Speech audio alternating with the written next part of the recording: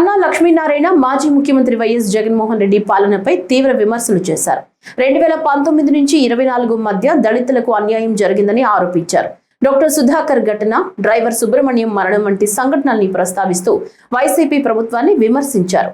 మాస్కులు అడిగినందుకే డాక్టర్ సుధాకర్ ను వేధించారని, ఆ ఘటన ఆయన మరణానికి దారితీసిందన్నారు.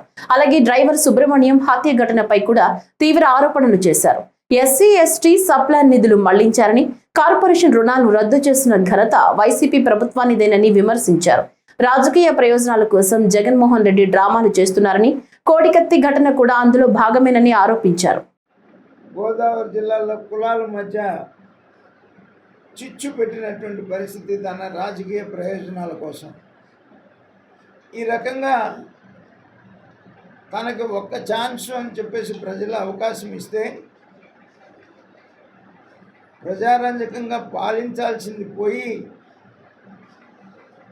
అన్ని వర్గాల ప్రజల్ని, ముఖ్యంగా దళితుల్ని, గిరిజనుల్ని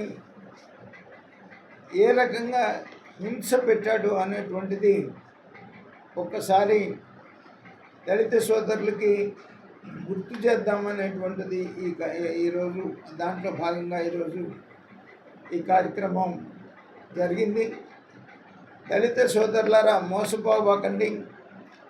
ఇవాళ ఎన్డీఏ నేతృత్వంలో ఎంతో అనుభవం కలిగినటువంటి చంద్రబాబు నాయుడు గారి నాయకత్వంలో ఎన్నో సంక్షేమ కార్యక్రమాలు జరుగుతున్నాయి.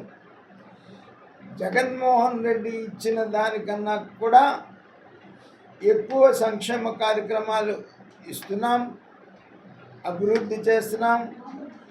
రాజధాని నిర్మాణం మనం జరుపుకుంటున్నాం శరవేగంతో. పోలవరం నిర్మాణం పూర్తవుతుంది. మరి ఎస్సీ ఎస్టీ సప్లాన్లు జరుగుతూ ఉన్నాయి. లోన్లు కూడా మరి వస్తున్నటువంటి పరిస్థితి ఉంది. వీటన్నిటినీ దృష్టిలో పెట్టుకొని మీరందరూ కూడా దళిత ద్రోహి అయినటువంటి జగన్మోహన్ రెడ్డి మాయలో నుంచి బయటపడాలని చెప్పేసి ఈ సందర్భంగా నేను దళిత సోదరులను కోరుతా ఉన్నాను.